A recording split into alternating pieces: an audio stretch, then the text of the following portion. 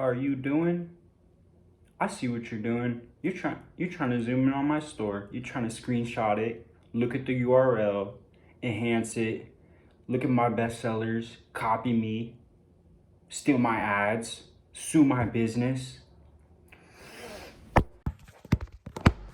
What's popping, guys? I hope you like that intro. You know, it's YouTube. I got to get the engagement. So I had to rock you real quick, but I'm sorry. We're going to get into the video now. Let's get to it. So first things first, you know, I'm always transparent with you guys. I'm always keeping it real. I'm not going to fucking front or lie or bullshit to you. So I'm going to keep it 100. It's just not going too hot right now. Well, not really not going hot. I just had to shut down my main store that was bringing me in the majority of my revenue this year, and I didn't shut down the whole store, but I stopped selling the main product that I was selling, and there's a few reasons why. And this is the same product you guys saw in like the case study video where I was kind of going over like what I did on Pinterest and Google Ads and all that shit. But basically, the product had some product quality issues that I tried fixing with the supplier, and the supplier fucked me over a little bit and was delivering a lot of damaged product, and that's not cool. So I was trying to get that figured out. I had private labeled this and everything. It had a barcode. It was ready for retail. I had a deal going with Dick's Sporting Goods, but that shit kind of fell through because of the whole product quality issue. And so I was looking through all the suppliers on Alibaba trying to find new versions of the product, but just all of them are such low quality. And not even just that, but the margins were terrible. So as you guys know, if you looked at the case study video, like my average ROI was around a 3 to a 5x for that product. And even with the 3 to a 5x, like my profit per sale was probably like $20 or something, like not optimal. And my break-even ROAS was like, I think a 2.17, which is like fucked, if you guys know what that is. So you like the product just didn't have much going for it because the margins were so bad. It didn't really have much opportunity for like quantity upsells, you know, where I could get the average order value up, increase profitability. I made the majority of my profit actually through SMS and email. We basically actually broke even on the front end near the end, and we're just making money through email and SMS. So that's what happened with that. Now, full disclosure, that store did about, I want to say about 300K or so total. The majority of it happened in the first 3 months, and then it kind of just went down from there. And as it was going down, you know, me and my team were testing more stuff. I was actually took a step back so I could take 2 steps forward. So the past couple of months, I've actually been working on team building, my systems, processes, everything, so that once I do have something working this time, we're not going to face those same issues where, you know, I'm doing everything and the business is so reliant on me. So to sum it up, I basically took a step back, fixed all the shit that was going wrong with my business, and moving forward, it's going to be a lot better. And now I also have a few lessons for you guys that I took away from this.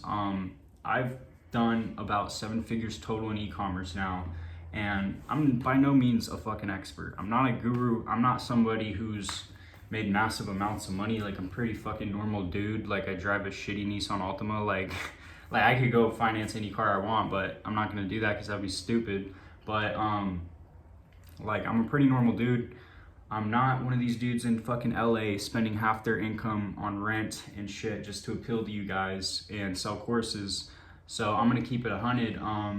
And yeah, basically the main lessons I learned were, one, to be more humble, because I was kind of treating myself as if I'm somebody who does fucking 200K a month, when in reality, that's just when I'm at my peak, that's what I'm doing.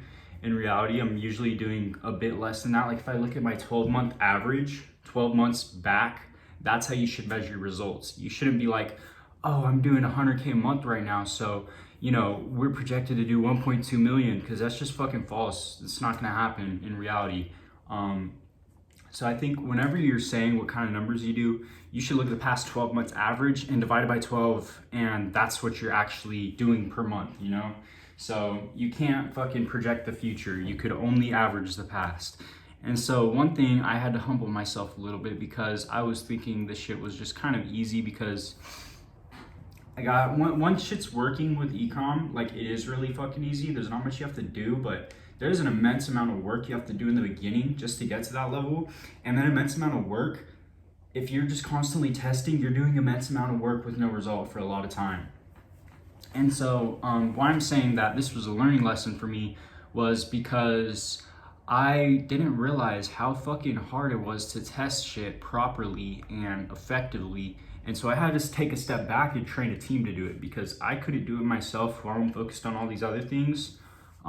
So basically, past couple months, if I could sum it up for you guys, I hired somebody to build my landing pages, and I hired another person to basically be like a store manager, but she does everything. And I also hired an email guy, but I trained her to do everything. Now she's launching tests. I have like a whole product testing process to where like I just choose a product from our product research list that they do for me. I'm like, hey, test these products this week. I want you to launch them on Wednesday.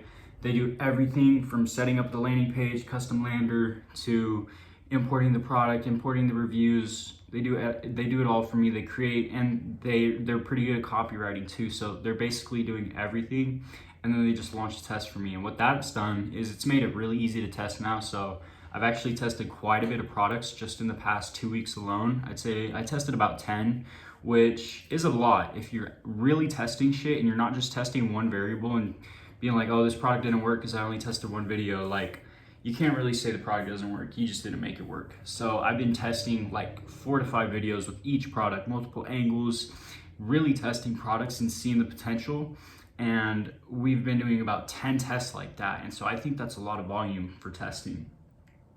But basically what that's gonna help me do is, I know I won't have to do that all the time. I'm not gonna be testing year round. I have multiple winners right now that I know are winners, and now it's just choosing which ones we're gonna take to Facebook and really try and scale with, because I'm starting to move away from Pinterest and Google. I don't wanna go too much on a tangent, but basically, Google had some really big updates that really have kind of fucked the algorithm to where search ads don't perform as well, and it's less skill-based and more data-based. So just people with lots of data are gonna perform better, like big brands and stuff. Whereas, people with not a lot of data testing products on Google, it's gonna be a lot harder to get traction. So that made Google not as effective for certain types of products. And then Pinterest was just, I realized that Pinterest was not actually the best platform to be advertising on. It was just a really good platform for that product I was selling. And so not all products are good on Pinterest, and that's why I don't like to test on Pinterest.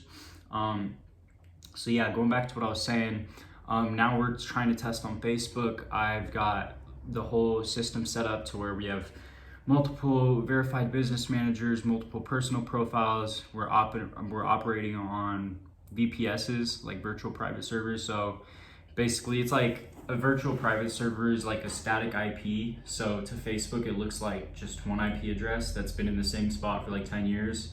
Whereas like if you go buy a Facebook account and log in on your computer, that IP is moving, and Facebook could see that you're on a different IP now, and they're probably gonna flag your account. So the reason I do the VPS is so we can have multiple accounts. So when something goes down, we just hop to the next one, continue advertising, and we have a process for, changing everything so we could keep doing that. But basically, if I could sum up what I've been doing, it's just been taking a step back so we can focus on getting really good results next year. I'm not really chasing the quick kind of bags anymore. I'm really looking to build like a long-term brand, because for my last product, it was really like an eye-opener of like how much potential I lost by not having a lot of stuff in place, like having solutions, having, a team to help me test videos and, angles and all this stuff. And since I had to do all that stuff on my previous product, I didn't have enough time to quality check the product. I didn't vet the supplier enough. I didn't ask enough questions. Just so many things went wrong that, you could argue that I did them right, but things still went wrong. But it was just an eye-opener that if I really want to build a brand, something that's going to be sellable, a sellable asset, and not just a drop shipping business that makes me fucking 30K a month or whatever, then it's going to require a lot more effort and focus more than anything.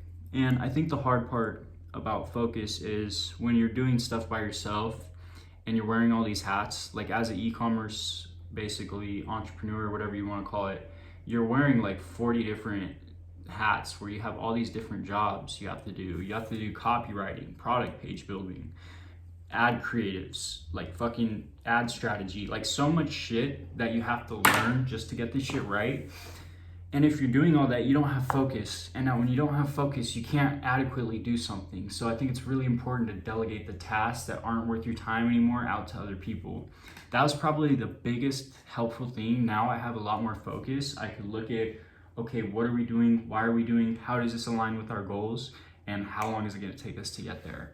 So it's just with delegating stuff and hiring people, a lot more focus has came, a lot more clarity too, and just a lot more seamlessness of the process. Now it's not so stressful and hectic every day doing a million things.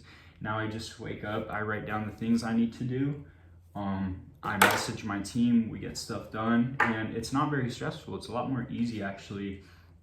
And it's a lot more like sustainable too, because beforehand, when I was doing all the work for the business, like every fucking thing, like it was becoming very stressful. It was affecting my kind of like my mental health in a way, like if I'm being honest. Like I was just becoming very like narcissistic. Like I was always mad. I was like never really wanted to talk to people.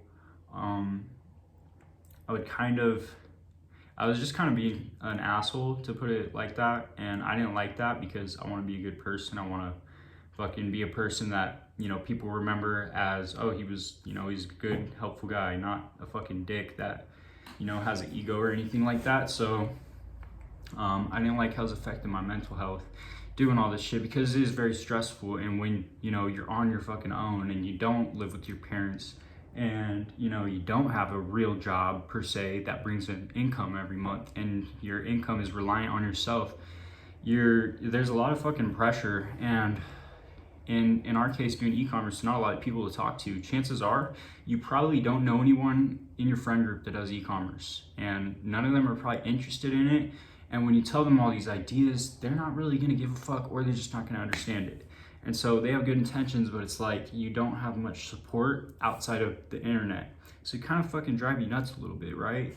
But yeah, so basically, I guess what you guys could take away from this video, because I know I have a very beginner audience, but there's also some guys in here doing numbers that probably could relate to a lot of the stuff I'm saying.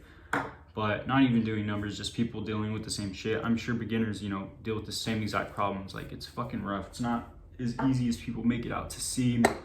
And there's a lot of fucking liars on the internet. So, like, I think something you guys could take away from this is try to focus, if you have the budget for it, building a team or delegating out stuff that, you know, you don't have time for.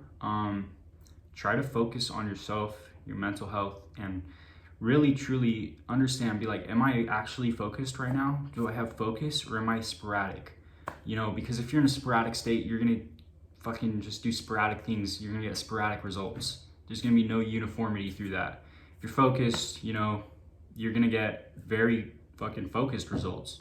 Shit's gonna be a lot more seamless and a lot more, what's the word? Just like, you'll expect what's coming, you know? It's not gonna be like, oh, when I launch this test, what's gonna happen? Because you fucking made it in 10 minutes while you're rushing to 10 other things in that day, and you have all these fucking deadlines, you know? So I think the first thing is, if you have the budget for it, delegate things, or if you're a beginner, maybe even partner up with someone. I think that's really good idea, because you guys learn twice as fast, you spend half the money, and you do half the work. So in my eyes, if you're a beginner, it's really good to partner with someone. If you're a beginner, go down in the comment section, try to find someone to partner with. I want you guys to like link up, try to learn, hop on Zoom calls like every 3 days or something, you know? And another thing I would say is, just take it slow, because it's not a rush. And while I don't think you should be chilling watching Netflix, take it slow in the sense that you don't have to fucking get a test up tomorrow. Like, you don't have to do it the day after. You could focus, if you're gonna do low quality shit, just give it a little more time and like really focus on what you're doing. Like, don't get caught up in the bullshit, but like give it a little more time. Don't rush into things. Don't say, oh, I have to make you know, $10,000 by the end of the summer or something, you know?